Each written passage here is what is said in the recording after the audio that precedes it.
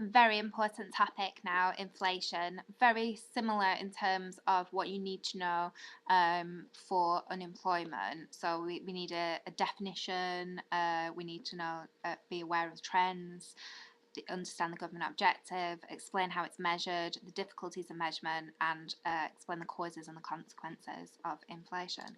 So, what is it, firstly?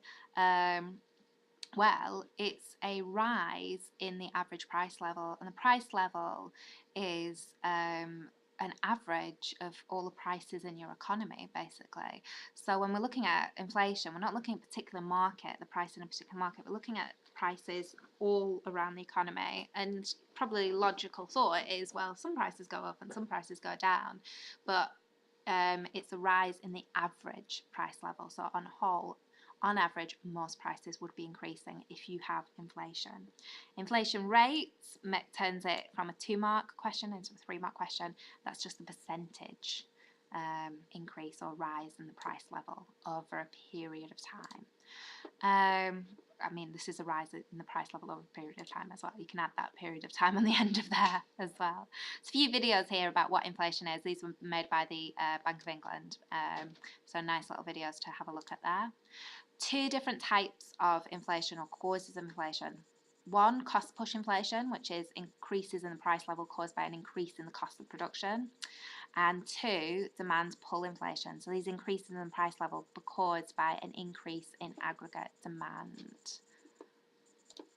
So sorry about this, I should have drawn cost push here and demand pull there, but this is what demand pull looks like. So we can see the price level increasing, but it's because of an increase in aggregate demand. It's where aggregate demand is increasing faster than aggregate supply. And cost push here is caused by aggregate supply decreasing because costs of production have increased for the economy, and we can see the price level increasing there as well. So quite straightforward diagrams. Why might costs increase? Well, few reasons really. You have to think about kind of macro level stuff, so not something that would just affect one business, but increasing in the general wage rate. So an increase in the national minimum wage could cause inflation theoretically, but just workers demanding more money. So most businesses, I find it hard to think of any business, well, I don't think there is a business that doesn't employ at least one person. So everyone has to deal with labour costs. So that's why an increase in labour costs across the economy would affect every business. But also oil as well. Oil is used in so many products, so not just petrol and diesel, but plastic as well. So we can see here, this is the cost of a barrel of oil. And if here's inflation for those years, and if we put them together, they roughly, you can see kind of peaks happening roughly when peaks in the price of barrel oil occur as well. So, not all the time, because there are other causes of inflation, but we can see that this causes inflation to actually increase. And then again, there's a video here of demand pull inflation. I think that's from the Bank of England. Bank of England got a great page actually, so check that out. Lots of nice videos about inflation. So we've done the causes of inflation there. You can read about it, page 120 in the textbook. And if we just have a look at these things, so minimum wage increases from £5.80 to £6. It's cost push, isn't it? Because it's the firm's cost of production increase, so reduction in aggregate supply, well, short run aggregate supply at least. The government reduced income tax, so people have more disposable income. What are they likely to do with that extra money? Spend it. So we get an increase in aggregate demand faster than your increase in aggregate supply, so we imagine that we get demand pull inflation. Government decides to give £50 extra per month to students that study economics. Depends if there's enough students that study economics in your economy. There probably are just about enough. And there'd probably be more students that study economics if that was a scheme that ran. So would cause a bit of demand pull inflation there. Price of oil increases by 10%, so cost push, cost of production increasing. And the government decides to put an extra 5p tax on petrol. Again, a bit of cost push happening there as well. So consequences of inflation. There are absolutely loads of consequences of inflation, and what you really, really need to do is read about these in the book. I think it's page 120 as well. I'm going to go through some of the more memorable and important ones, but there's loads of consequences. So menu costs are the costs of having to alter prices. Okay, so if you have inflation, so it's an increase in prices, so it's changing the prices of things, you then have to alter them. So before the kind of digital age, that would have been reprinting your menus, your actual physical menus. But now with online shopping, that's become a little bit cheaper, but you still have to get someone to go through your website and change all the prices. And you sometimes find this in places like Topshop. They reprice things just with a little sticky label over the original one. So someone's had to go around and re-ticket all the items, and that's a cost for firms. Shoe leather cost. Shoe leather cost is the cost of the time spent changing your holdings of money. Now, I'm just going to skip ahead to this one because I'll be able to explain them a little bit better if I explain this one to you. So it benefits borrowers, inflation does, and it harms savers. And the reason it benefits borrowers is because when you get inflation, it means that you get this loss of purchasing power of your money. So whereas a pound may have bought you, X, Y, and Z, now a pound maybe only purchases X and Y because things have got more expensive.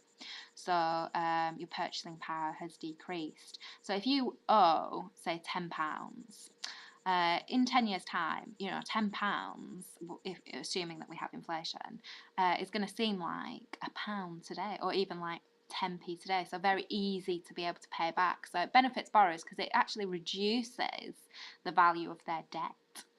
But it harms savers because it reduces the value of their savings. So, if your grandmother gives you £10, sorry, just had a brief break. But so, for example, if your grandmother or anyone gives you a present of £10 note, you can imagine what that buys today.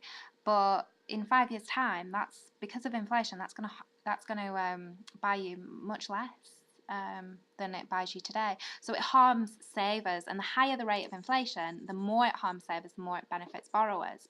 So if you are saving, therefore, coming back to the shoe leather costs, you need to make sure that you get the best rate of interest on your bank account, and therefore, if you have very high rates of inflation and you've got money in a bank account, you need to change it to the best bank account to give you the best rate. And so you might take time and effort switching your money holdings around, and that's what shoe leather costs are. This is a really great one because it links into your kind of AD equation. So if you've got inflation at home, and I mean, domestically in the country that you're looking at, high rates of inflation, and if they're higher than the rates of inflation for other countries that sell similar products to you or export similar products, then your products are increasing in price faster than theirs, and that means that you might lose demand for your exports. So loss of international competitiveness, that's obviously going to have an impact on your trade balance, your current account, and your AD equation as well. It causes a lot of uncertainty as well, inflation. If this is particularly with volatile inflation, so inflation that's changing a lot, and high inflation, so businesses might be less inclined to invest in a certain country, or just invest in general if they're uncertain about the return that they're going to get because of the rate of inflation. Okay, so past paper question, 3 marks, define the rate of inflation. Straightforward, the percentage increase in the average price level or general price level over a period of time. And state and explain 2 costs of inflation, 6 marks. Always quite difficult when it's 2 points, but it's 6 marks because you've got to do 3 for each. So we've got maybe menu costs. You've got to really explain why that's the cost of inflation. And you could put down shoe leather costs or loss of international competitiveness. But, you've got to get 2 more marks out of that. So more videos there from YouTube. Okay, these terms won't actually be in your exam, but it's important to kind of understand what these are. So the opposite of inflation would be deflation. So this is where average prices are falling, and you know that this is happening because you have a minus sign before the number that you're looking at. But something similar, but not the same, is disinflation. And this is basically a decrease in the rate of inflation. So you've still got inflation, but it's slowing down. So prices are increasing more slowly than they were the previous year. So if in 2012 we had a rate of inflation of 4%, and in 2013 we had a rate of inflation of 3%, we've got inflation in both years, but disinflation from 2012 to 2013 because prices are increasing, but more slowly than they were in 2012. They'll still be more expensive than they were in 2012. Just a general note about, well, why don't we like deflation? Because it sounds pretty good. Things get cheaper. We don't like it because things get cheaper. You delay your purchasing decisions. So aggregate demand would fall because tomorrow it's always cheaper. So you never spend because you're always hanging on for tomorrow. And that could spell a recession. So that's not very good. And it's actually really, really difficult to get out of deflation. Japan have had terrible problems with this. Because it's hard to instill a negative interest rate because that would be basically rewarding people for borrowing money, which you're not going to do. But the other side of that is charging people for savings accounts, and it's difficult. So you don't want to get into that situation because it's hard to get out of. Government objective. Well, our government objective is 2% plus or minus 1%, so it's between 1 and 3% basically. Of using the Consumer Price Index, or CPI. If you look at documents that are older, so when I was studying economics, the target was 2.5% measured as RPI. So it's just a different measurement, but it's CPI 2% plus or minus 1% these days in the UK. How do we measure it? This section of the specification, you don't need to know word for word. You just have to have a general awareness of it. It is part of the specification, so sometimes they ask you a 5-mark question on breaking down the steps. But you want to be able to break down steps, but not necessarily the numerical part. I'm just going to go through the numerical part so you have a bit of an understanding of it. But you select a base year, and that would be a relatively standard year in which nothing unusual happens. This is I say that you select a base year. I'm, looking at the Office of National Statistics do this, government organisation, not just you at home measuring these things. They carry out something called a family expenditure survey, because the thing is, there's so many products in the UK, you're not going to be able to measure them all and measure them all how they've changed. So what you do is a family expenditure survey, and you find out what people actually spend their money on, and you're going to just form this, what we call a basket of goods, the shopping basket of 650 goods and services that are most consumed by UK consumers and have a certain kind of total value because lots of people consume them. But you do the family expenditure survey each year, okay? Because if we, use the one that we'd done in the 50s, people would be purchasing things that we no longer purchase these days, or we'd be measuring things that we no longer purchase these days, and they'd be like, iPhones? What are iPhones? So they do that every year to keep up with trends. And then they track these 650 goods and find out quotes on them from lots of different locations, because we all know things in Manchester are a little bit cheaper than things in America, things in London, and they track these each month to see how they've changed. But they also, going back to this step, they apply a weight to each item.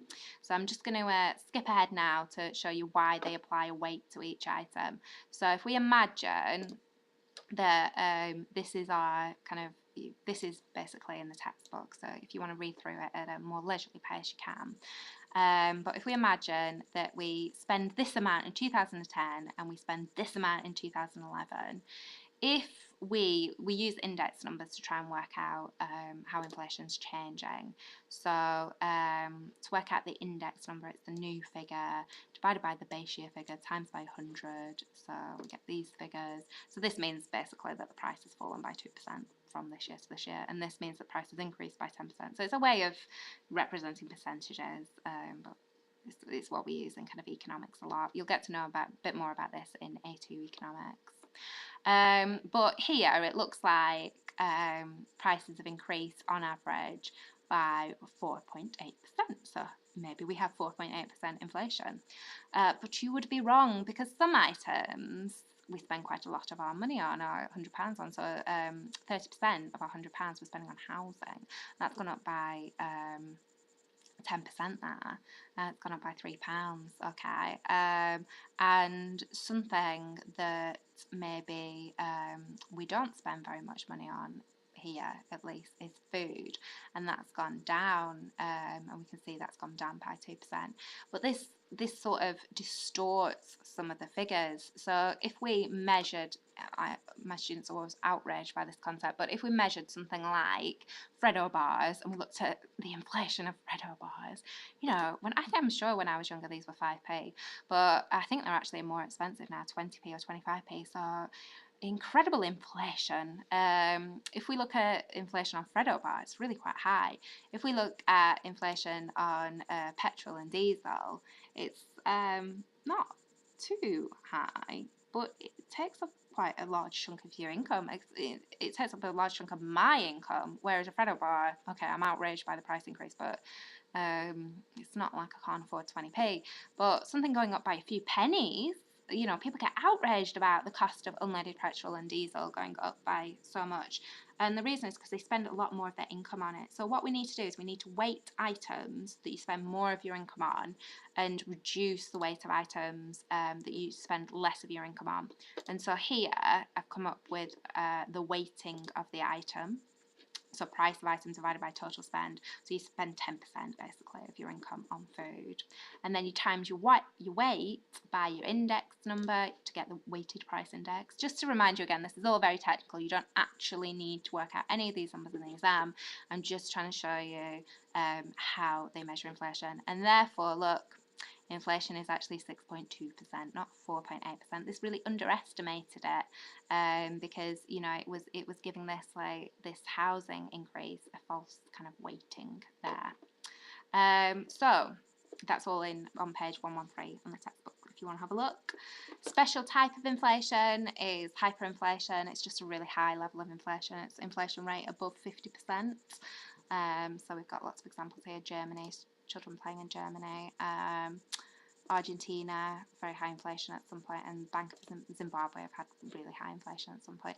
Argentina have still got really high inflation at the moment. There's a brilliant programme on Radio 4 last week about the Argentinian economy, and it's a very interesting one to track. So that's how we measure inflation. Basically, we select a base year, we do the family expenditure survey to find out what people are spending their money on. We track how those items have changed in price from month to month. We apply a weight to them to work out the weighted average increase in the price of goods and services each month. So what problems do we have with these? So from month to month, you want to compare the same products, and from year to year, you want to be able to compare the same products. But you know, these are not actually the same products, really, are they? Because this was my first computer that I had. That's how old I am. And I could play a little tennis game on this. Wasn't very good at it, and I could kind of word process and not do very much else. I don't even think mine can be connected up to a printer, to be honest. But this, you can do so many different things on. So are we really comparing this to this? Because I would be willing to pay a lot more for this product than I would be for this product way back when, because this just so much more.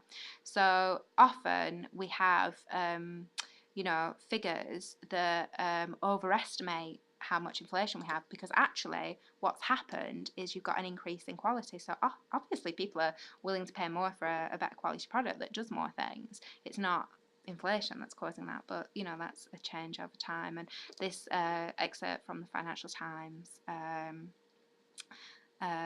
suggests that there's lots of changes in product quality cause lots of problems for statisticians.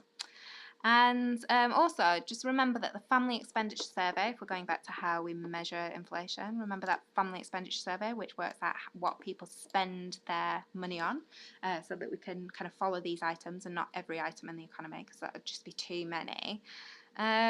This is done every year. This causes problems because what happens if you want some minced beef, but you get to the butcher or the supermarket and the price of minced beef has gone up? Do you still buy the minced beef, or do you buy the mince? I'm sorry, I'm showing pictures of live animals, not very nice. But you probably, what you do, if you're me, anyway, you switch to minced lamb, because I can't really tell the difference, and they're pretty similar to each other. And so when you get price increases in some things, sometimes people change their behaviour and they switch to something that's cheaper, but this will not get picked up by the Family Expenditure Survey till the following year, or whenever they redo the Family Expenditure Survey.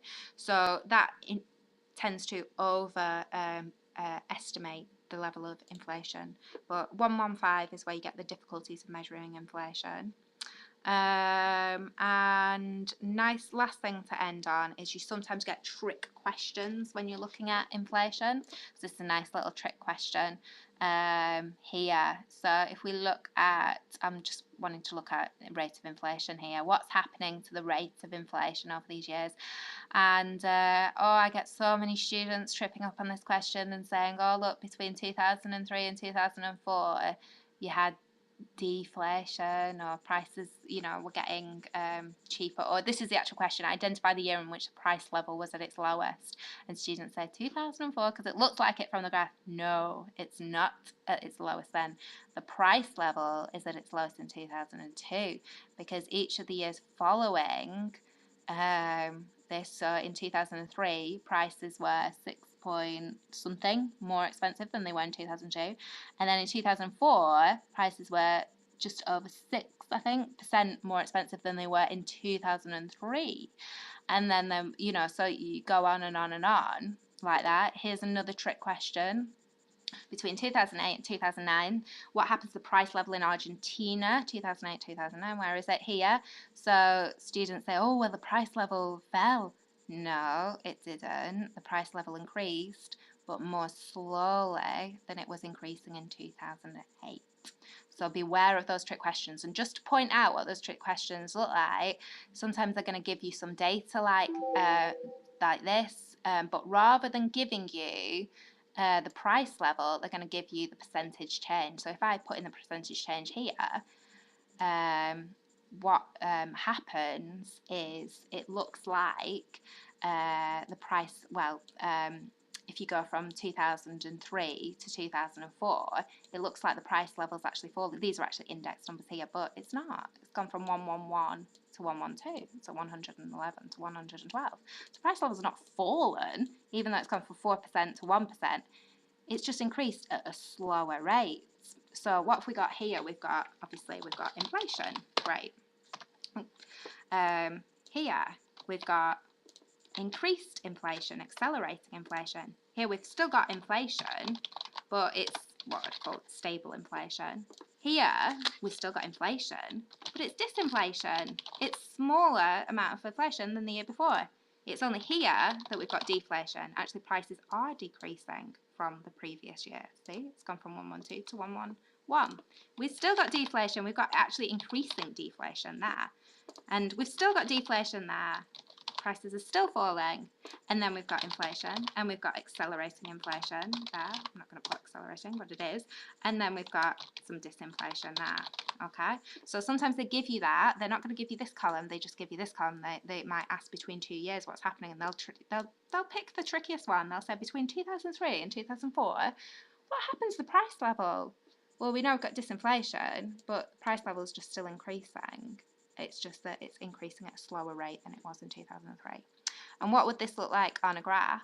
This looks like this. So only when it goes below the 0% line for inflation do we say that actually price levels are starting to fall. And they're still, even when it looks like it's increasing there, because it's below the 0%, if it's there at -1, or that would be -1, we've still got falling price levels. They're just falling a little bit more slowly than they were falling at this point here. So don't be caught out. Loads of trick questions that you can get on the specification. but I think we've just about covered all of those sections. Awareness of trends in inflation. We've had, I think, we've got zero inflation at the moment, so check that out on the news, because it's we're in danger of going into deflation at the moment. But check it out why the Bank of England aren't, well, have a think about why the Bank of England aren't reducing the interest rate to try and encourage a bit more inflation to get them within their target limit. That's an interesting question.